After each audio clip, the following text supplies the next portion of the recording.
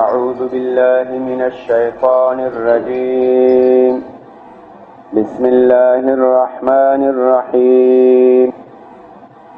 ولا تنكحوا المشركات حتى يؤمن ولأمة مؤمنة خير من مشركة ولو أعجبتكم ولا تنكحوا المشركين حتى يؤمنوا ولعبد مؤمن خير من مشرك ولو أعجبكم أولئك يدعون إلى النار والله يدعو إلى الجنة والمغفرة بإذنه ويبين آياته للناس لعلهم يتذكرون.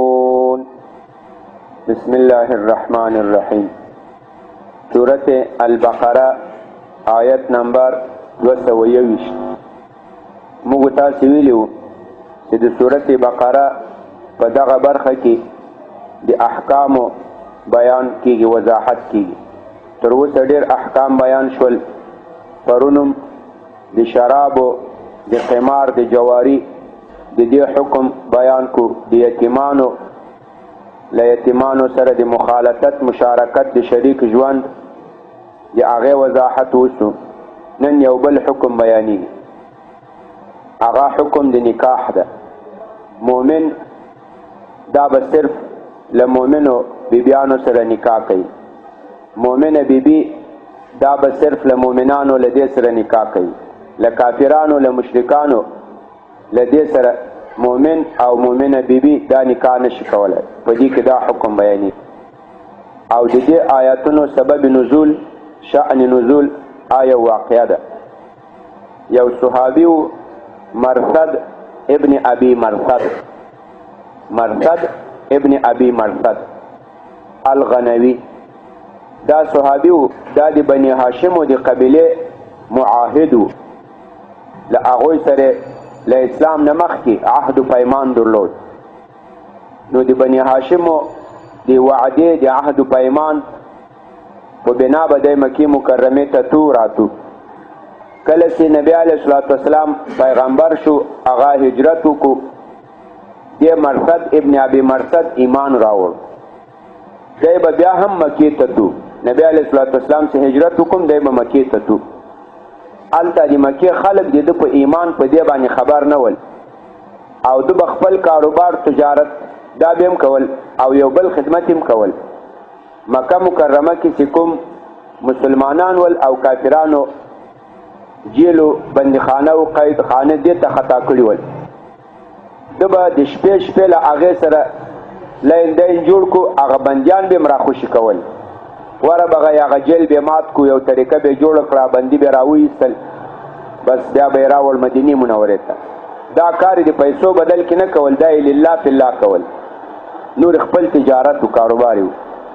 هلته مکه مکرمه کې یو زنانه وه د عناق په نامه. دا فاحشه وله، بدکاره زنانه وه.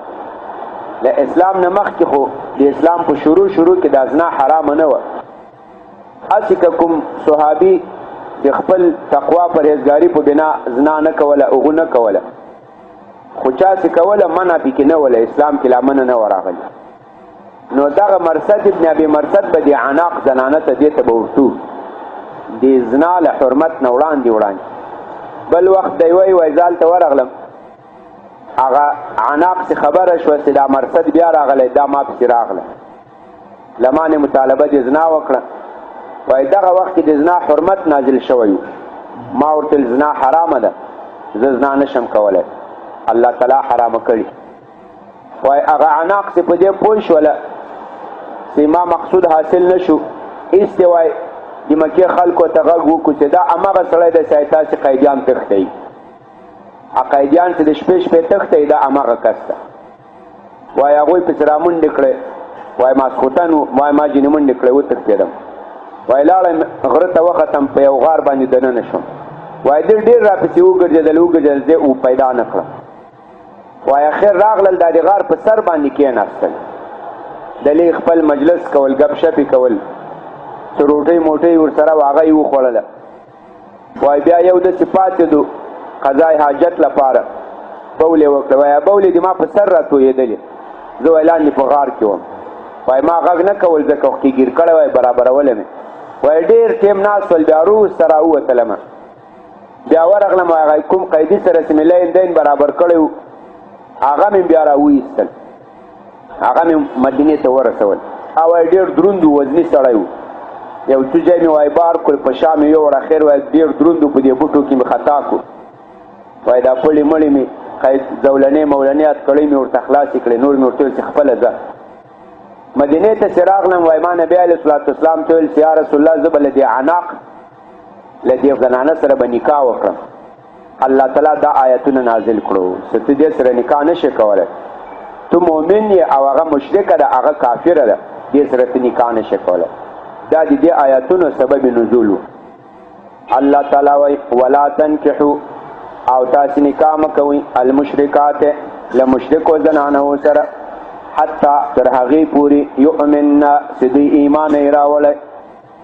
نو لکه مثال آتش پرست مجوسی زنانو له دې سره به نکاح نه کوې، له هندوي سره له دې سره به نکاح نه کوې، له سیکانو سره له دې سره به نکاح نه کوې تر څو چې ایمان نه یې راوړی. دا آیت په ظاهر کې د یهودیانو زنانه د نصاراو زنانه یهودړې او نصرانۍ دې ته هم شاملېږي ځکه هغه هم مشرکان دي. نصارا وایي عیسی ابن الله، دا خو شرکي عقیده ده. یهود وایي عزیر ابن الله، دا شرکي عقیده ده. او له هغو سره نکاح جایز ده. له دې آیت نه معلومیږي چې حرام ده، خو دلته موږ تاسې اډوینو چې له هغو سره نکاح جایز ده. علما وایي دا د یهودیانو او د نصاراو د بیبیانو نکاح هغه له دې آیت نه خارج سوي ده په دې بل آیت کې صورت مائده سره چې را روان ده د صورت مائده 5 نمبر آیت. اليوم الله تعالی وایي اليوم نن ورځ، دا د حجة الوداع ورځ ده، وایي نن ورځ احل لکم حلال شو تاسو ته الطیبات و پاک پاک چیزونه وطعام الذین او روټۍ خوراک د هغه چا درته حلال سو اوتو الکتاب چې هغوی ته ورکړی شوی د آسماني کتاب، یهود نصارا حل لکم د هغوی طعام تاسو ته حلال ده، وطعامکم او د تاسې طعام حل لهم هغوی ته حلال ده، والمحصنات من المؤمنات او حلال د تاسې ته دا پاکې بیبیانې د مؤمنانو، والمحصنات او دا پاکې بیبیانې حلال دي من الذین یا هغه کسانو اوتو الکتاب چې هغو ته آسماني کتاب ورکړی شوی من قبلکم له تاسو نه وړاندې. صورت المائده آیت نمبر 5. دلته دا وایي او تاسې ته حلال دي پاکې بیبیانې یا هغه کسانو چې هغو ته آسماني کتاب ورکړی شوی من قبلکم له تاسې نه وړاندې. یهود نصارا کوي، د یهود او د نصاراو له بیبیانو سره نکاح کول مسلمان ته دا جائز ده، خو په دې شرط چې په دا یهودنه دا نصرانۍ دا به پاکه بیبي فاحشه به نه وي، بدکاره به نه وي، له دې سره نکاح جایز ده په هغو آیت د صورت مائده باندې. الله تعالی مزید مؤمنانو ترغیب کوي، وایي مشرکانو هندوانو سیکانو مجوسو کفري شرکي نظریه والا سره به نکاح نه کوي. ولا امتن او خامخا که یو وینځه وي مؤمنتن مؤمنه لدی وینځ سره نکاح وکړه خو مشرک سره مه کوه. ولی خامخا دا وینځه مؤمنه همی کنیزه کې مسلمان خیرون دا غوره ده من مشرکتن له مشرک زنانې نه، او خامخا دا وینځه مؤمنه دا غوره ده من مشرکتن له مشرک نه. ولو اعجبتکم اگر که دا مشرک زنانه اعجبتکم تاسې په تعجب کې واچوي، تاسې په حیرانتیا کې واچوي. مثال یو مشرکه زنانه وي ډیره مالداره وي، ډیره د امیر وزیر لور وي، یا ډیر حسن خایس لري، نو تو به بیا هم له دې سره نکاح نه کوې. اگر که ته د دې له حسن نه له جمال نه د دې له مال دولت نه د دې له عزت نه له دې نه ته متاثره یې بیا به هم نکاح نه کوې. او وینځې مؤمن سره نکاح وکړه. ولو اعجبتکم اگر که تاسو تعجب کې واچوي، تاسو حیرانتیا کې واچوي د دې حسن د دې جمال د دې کمال. ولا تنکحو ولا تنکحو تاسې نکاح مه کوئ دا مجرد باب ده نکحا ینکحو باب ضربه یضربو ده او باب د افعال سے کې انکحا ینکحو انکاح تاسې په نکاح مه ورکوئ شما به نکاح نه دی هید دا باب د افعال ده ولا تنکحو تاسې په نکاح مه ورکوئ دا خپلې خورګانې خپلې لورګانې دلته مفعول اول محذوف ده ولا تنکحو تاسې په نکاح مه ورکوئ بناتکم و اخواتکم شما به نکاح نه دهید دخترای خود را خواهرای خود را المشرکین دا به مفعول ثانی سی مشرکانو ته خپل خور و لور دا مشرکانو ته په نکاح مه ورکوه خپل خور و لور هندوانو ته په نکاح مه ورکوه سیکانو ته یهودیانو ته نصاراو ته مجوسو ته بیدینه لادینه کسانو ته خپل خور و لور په نکاح مه ورکوه په دا نکاح ورکولو کې صرف مؤمن ته خور و لور سړی په نکاح ورکولی یهودي ته هم نسي ورکولی نصراني ته هم دی نصراني او یهودي زنانه ته نکاح باندې کولی شي خو ته خپله خور و لور نشي ورکولی حتی یؤمنو تر څو پورې د مشرکانو ایمان نه یې راوړی ولا عبد یو خواته یو کافر و مشرک و مالدار و ښایسته و امیر و وزیر و او دی خواته یو مؤمن و غلام و نوکر و خوار و غریب و دی خوار غریب مؤمن غلام ته خپل خور لور په نکاح ورکه خو هغه مالدار ښایسته امیر وزیر هغه کافر ته خپله خور لور په نکاح مه ورکوه ولا عبد او خامخا دا بنده مؤمن مؤمن دا غلام مؤمن ی غلام مؤمن خیر دا غوره ده من مشرکن لمشرکنا لکافرنا لهندونا لیهودینا لنصرانینا ولو اعجبکم اگر که تاسې په تعجب کې واچوي اگر که د مشرک حال د مشرک خائر د مشرک مال دولت یا دغه کمال هغه تاسې ښایست کې واچوي خو ته به بیا هم خپل خور و لور په نکاح نه ورکوې ولو اعجبکم اگر که تاسې په تعجب کې واچوي تاسو په حیرانتیا کې واچوي اولئک الله تعالی اوس د دې وجه وایي د دې وجه دا ده کافر زنانه به ولې نه په نکاح کوي کافر سړي ته به ولې خور و لور په نکاح نه ورکوي وایي ځکه کافر سره ستا تعلق پیدا شو کافر بیا تا کفر ته دعوت کوي او کفر دا سړی جهنم ته رسوي نو کافر تا د جهنم خواته کشکاږي او مؤمن ته چې د خور و لور په نکاح ورکړه یا د مؤمن زنانه سره نکاح وکړه هغه به تا د ایمان خواته کش کاږي او ایمان سره د الله تعالی رحمت و مغفرت و جنت حاصلیږي د دنیا او د آخرت سعادت حاصلیږي الله تعالی وایي اولئک دا کافران چې دي یدعون الی النار دی دعوت کوي الی النار جهنم لره اور لره یا دعوت میکند به طرف جهنم څنګه جهنم ته دعوت کوي تا کفر ترا بولی تا شرک ترا بولی هغه سبب د جهنم ده هغه سبب د اور د جهنم ده والله او الله تعالی چې د يدعو د تاسو دعوت کوي ال الجنت جنت پلو چې جنت تراسي ایمان راوړي ایمان سبب د دخول د جنت ده والمغفرة الله تعالی تاسو دعوت کوي خپل مغفرت ته باذنه بحکمه وخپل حکم سره وخپل ارشاد سره ويبين آیاته الله تعالی بیانوي الله تعالی دومره خو واضح حکم بیان کو د دې احکام نازلولو حکمت او فلسفه ده د دې حکمت او فلسفه دا د تاسو په دې احکاماتو کې سوچ وکړئ فکر وکړئ لدينا پند او عبرت واخلي خپل ژوند په دې باندې جوړ کړئ دا دې په خاطر الله دا وضاحت وکړي ويبين آياته بين يبين تبيين باب تفعيل بيان والواضح كول ويبين بيانوي الله تعالى آياته خپل آياتنا خپل احکامات للناس لپاره خلقو دا ولي بیانوي لعلهم ترتو پوری دوی یتذکرون دی پند نصیحت واخلی لدی آیاتونونا ویسألونک دی آیاتونو سبب نزول صحابه چې کله هجرت وکړو لمکه مکرمه نه مدینه منوره ته مدینه منوره کې یهود هم اوسېدل، یهودیان هم هلته بود و باش کول، لکه بني قریظه، بني قینقاع، بني نذیر، دا یهودیان ول. یهودیانو داسې یو عقیده وه، د هغوی داسې نظریه وه، وایي زنانه چې کله حائزه شي، دا زنانه ورته خو په هره میاشت کې هغه خاص یو ناروغي راځي، یو بیماری راځي، حیض، چې بعضې ورته ماهواري وایي، بعضې ورته کالی وایي. په هغې کې بیا اودس نه کوي، لمونځ نه کوي، روزه نه نیسي، تلاوت قرآن نه کوي، مسجد ته نه راځي، له خاوند سره به نه یو ځای کېږي. یهودیانو چې به زنانه باندې دا حیض راغی، په زنانه چې به دا ماهواري، دا کالی راغله، نو بیا به د خپله زنانه راواخته په یو کمره کې به بنده کړه، نور به له هغې سره خبرې، خوراک، څښاک، ناسته پاسته، مجلس هېڅ به ور سره نه کول. خالي له یو سوړي نه به روټۍ اوبه ورکولې، بس دا به عملته وه.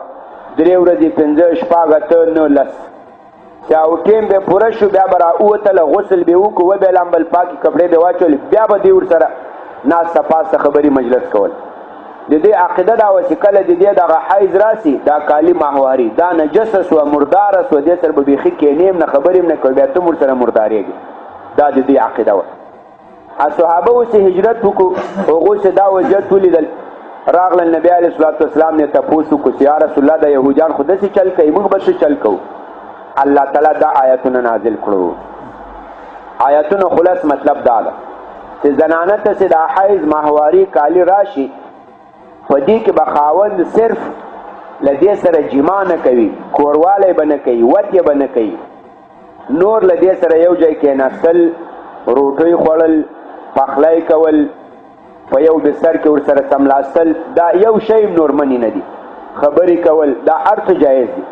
ابو داود کې حدیث شریف ده، عایشه رضی الله عنها فرمایي، وایي زه چې به کله حائزه وم، وایي اتعرق العظمه، وایي ما به هډوکی راواخیستل، د هغې غوښه به مې په خولو باندې وشکوله، وایي بیا به مې نبي علیه الصلاة والسلام ته ورکړو، هغه به ادما د خولې له ځای نه بېرته غوښه شکوله په خولو باندې. وایي ما به جام راواخیستل، اوبه مې وڅښلې، بیا به مې نبي علیه الصلاة والسلام ته ورکړو، زه به حائزه وم، هغه به د ما د خولې له ځای نه اوبه څښلې په جام کې. یعنې د حائزې نه په لاس کې حیض شته، نه یې په خوله کې ده، نه یې جوټه مرداره ده، نه پسخورده مرداره ده، نه خوله مرداره ده، صرف دا څو احکامات دې ته متوجه دي. لمونځ به نه کوي، روزه به نه نیسي، تلاوت القرآن به نه کوي، قرآن به داسې مسکیم نه بې پوښه بې پردې به لاس نه پرې راکاږي، او مسجد ته به نه داخلیږي، او له خاوند سره به جما، کوروالی، وطیه دا به نه کوي، دا منې ده. دا آیت نازل شو د دې په تفصیل. ویسألونک، او تپوس کوي دا صحابه کرام لتانه ای نبی علیه الصلاة والسلام عن المحیض، د حیض، دلته تقدیر د مضاف ده، عن حکم المحیض، د حیض د حکم، چې دا حیض څه حکم لري. قلت اوایه دې صحابه کرامو ته ای نبی علیه الصلاة والسلام هو دا حیض ده، اذن دا ضرر ده، اذن دا تکلیف ده، دا ناروغي ده، دا تاوان ده، دا ضرر ده. که په دې حیض کې سړی بیبي ته نږدې شي، کېدی شي بیبي ته ضرر ورسي، ناروغي پیدا شي، کېدی شي خاوند ته له دې نه ناروغي تکلیف پیدا شي، کېدی شي دواړو ته ناروغي تکلیف پیدا شي، دواړو ته له دې نه بیماري جوړېږي. فاعتزلوا، تاسې ځان یو خوا کوئ، تاسې ځان ګوښه کوئ، النساء له بیبیانو نه فی المحیض، په دغو حالت د حیض کې، یعنی دوی سره کوروالی مه کوئ، دوی سره جما مه کوئ، دوی سره وطیه مه کوئ. ولا تقربوهن، او تاسو دوی ته مه نږدې کېږئ، یعنی په وطیه کولو، په جما کولو، په کوروالی کولو تاسو دوی ته مه نږدې کېږئ، حتی تر هغې پورې یطهرن، چې دوی پاکې شوي نه وي له دې حیض نه. تا اذا ناپاک نشده باشد از حیض، فاذا تطهرن، نو کله چې دا بیبیانې پاکې شولې له حیض نه، فأتوهن، تاسې بیا دوی ته راتلل وکئ، من حیثو، له هغه محل نه، له هغه ځای نه، امرکم الله، له کوم ځای نه چې الله تاسو ته امر کړی. چې کله بیبیانې پاکې شوې، حیض کالی ماهواري دا ختم شوه، بیا خپلو بیبیانو ته راتلی شي، وتې جماع کوروالی کولی شي، خو له هغه محل نه چې الله امر کړی په هغه ځای کې به وتې کوې، چې هغه د مخې طرف ده، هغه ځای ده چې چېرته بچی پیدا کېږي، بل ځای کې به بیا جماع نه کوې چېرته چې بچی نه پیدا کېږي. ان الله یقینا الله تعالی چې ده یحب التوابین ویحب المتطهرین. الله تعالی په دې قرآن کې دا احکامات چې بیانوي، بیا وروسته الله تعالی د آیاتونو په اخیر کې داسې ټکي راوړي چې هغه یو مؤمن دې ته باعث کوي چې دا حکم دی د زړه له اخلاص نه ومني، په دې کې یو قلبي جذبه پیدا شي، په دې کې یو ایمانی جذبه پیدا شي. یو دا د دنیا د پاچیانو احکامات دي، د دنیا پاچیان په تا کې قلبي جذبه نه پیدا کوي. د دنیا پاچیان بس یا به حکم مني یا جرمانه ده، وهل دي، ټکول دي، جیل خانه ده. مثال اوس بازار کې ګاډی چلوي، که د معمولی د ټرافیک اصولو نه خلاف وکړو نور تا ته نصیحت نه کوي چې وروره ګاډی سم چلوه، دا مه کوه، ګوره دا ناروا ده، ځان ته به تاوان ورسوي، بل مسلمان ته به تاوان ورسوي، دا نصیحت نه درته کوي. بس فلحال ذاتي دونه پرچه د پیسې تله په تا کې ایمانی جذبه په تا کې نه پیدا کوي، اخلاقی مسئولیت په تا کې نه پیدا کوي، بس دستی تاوان د تاوان به ورکوي. الله تعالی هغه یو حکم بیانوي، په اخیر کې په تا کې قلبي جذبه پیدا کوي. لکه پرون ویلي وای والله یعلم المفسد من المصلح، وای یتیمانو سره ګوري ښه چلند کوي، هسې نه چې په زړه کې نیت خراب وي. الله مفسد او مصلح پیژني. اوس یو بل حکم بیانوي، څوک چې په حالت د حیض کې له بیبیانو نه ځان ساتي، کوروالی نه کوي، جماع نه کوي، نو هغه حیض خو پلیتي ده، هغه خو ناروغي ده، ضرر ده، او له بیبي سره نږدې کېږي نه تر څو هغه پاکه شي، چې هغه پاکه شوه بیا دی خپلې بیبي ته نږدې شي، کوروالی ورسره وکړي. نو دا خو داسې بنده ده چې دی پاکي غواړي، دی نه غواړي چې ځان ګنده کړي، ځان پلیت کړي، دی نه غواړي چې خپلې بیبي ته ناپاکي ورسوي، دی د پاکي انتظار کوي. الله داسې بندګان ډېر خوښوي چې هغه پاکي غواړي، چې هغه صفایي غواړي، هغه ګنده کارونه نه کوي، هغه خراب کارونه نه کوي. دا الله تعالی ځای په ځای د احکامو په اخر کې یو دغسې ټکی په اخر کې بیانوي چې په تا کې اخلاقي ایمانی یو جذبه پیدا شي. ان الله یقینا الله تعالی چې د یحب مینه محبت کوي التوابین، له توبه کوونکو بندګانو سره، هغه بندګان چې الله ته ډېر توبې وباسي، یعنی که چېرته دوی نه خطایي شوي، کوم غلط کار شوی، بیا له هغې نه توبه وکړي، الله داسې بندګانو سره مینه محبت کوي. ویحب الله تعالی مینه محبت کوي المتطهرین، له پاکي طلب کوونکو سره، هغه چې هغه ځان ته طهارت غواړي، هغه د پاکي طلب کوي، یعنی په حالت د حیض کې، په حالت د ماهواري کې بیبي ته نه نږدې کېږي، نه ځان ګنده کوي او نه بیبي ته ګندګي پیدا کوي، بلکې انتظار کوي چې دا بیبي پاکه شي او بیا په پاکي کې ورسره یو ځای شي. نو دا بنده خو د پاکي طالب ده، الله تعالی داسې بندګان خوښوي. ویحب المتطهرین، الله تعالی مینه محبت کوي المتطهرین، د پاکي طلب کوونکو سره چې هغوی پاکي غواړي. د دې آیاتونو درس و عبرت موږ ته صدا سو چې موږ باید په نکاح کولو کې که ځان ته نکاح کوو، بچیانو ورېرونو، یا په نکاح ورکولو که څوک خور و لور په نکاح ورکوي، صرف باید یو چا ایمان، تقوا، پرهیزګاري ته وګورو. داسې نه وي چې هندو ته، سیک ته، یهودي ته، نصراني ته، بېدینه سړي ته خپلو خور و لور په نکاح ورکو، د هغو ځواني ته وګورو، د هغو مال دولت دې ته وګورو. دا باید موږ تاسې ونه کړو.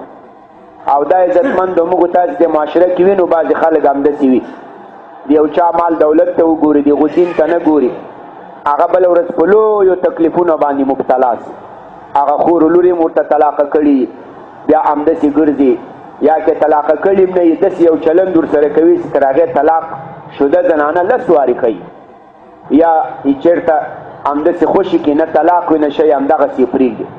او بالمقابل عزتمندو وینو چې خوار غریب مسکین ته چا خور و لور په نکاح ورکړي او مسلمان وي، بس یو ژوند یې رواني د عزت و د پردې یو ژوند رواني آسې رسوایي بد حالت ته نه رسېږي لکه دا خلکو او بل عزتمندو له بیبیانو سره په حالت د حیض کې نور ټول تعلق سړی ساتلی سي البته یو کوروالی دا به نه کوي هغه حرام ده کوم شي نه چې الله تعالی منع وکړي هغه حرام سي هغه ناروا سي په حدیث شریف کې راځي وایي بیا که چا په حالت کې حیض یا د کوروالي کې نږدې شو او وتې وکړه بیا په ده صدقه لازمیږي که د حیض شروع ولا ابتدا ولا 1 دینار به صدقه کوي 1 اشرفی او که د حیض اخیرو بیا به نیمه اشرفی دا صدقه کوي تر څو له دې ګناه نه دی خلاص سي دا داسې کوم غلط کار کړی له دې نه خلاص سي سبحان ربك رب العزة عما يصفون وسلام على المرسلين والحمد لله رب العالمين یا الله ته دا د قرآن کریم درس و تدریس خپل حضور کې قبول و منظور کړه یا الله د قرآن کریم په علومو باندې ښایسته کړه یا الله د موږ ژوند و زندگی په قرآن باندې جوړه کړه د موږ دا محلي و کورونه په قرآن جوړ کړه یا الله د موږ دا ملکونه دا اسلامی معاشره دا په قرآن باندې جوړ کړه یا الله ته د خیر او د رحمت باران وکړي یا الله دغه ناروغي بیماری وي دا په خپل فضل و کرم سره ختم کړي یا الله مسلمانان بندیان د کافرانو ظالمانو له جیلونو نه په خیر او عافیت سره راخوشي کړي یا الله پیړانده وکاڼي کړي یا الله څوک چې تا د دین خدمت کوي هر څوک وي هر چېرته وي ته حافظ ناصر مددګار کړي یا الله موږ په دې محله کې خیر او برکت نازل کړي ټول موږ تاسې دا ګاونډیانو متعلقینو ته په مالو په اولادو په عمر کې برکت واچوئ دا طالبان دا د دین عالمان با عمله جوړ کړي یا الله د موږ له لاسو له خولې نه چاته ضرر و تکلیف مه رسوئ ربنا تقبل منا إنك أنت السميع العليم وتب علينا إنك أنت التواب الرحيم وصلى الله تعالى على خير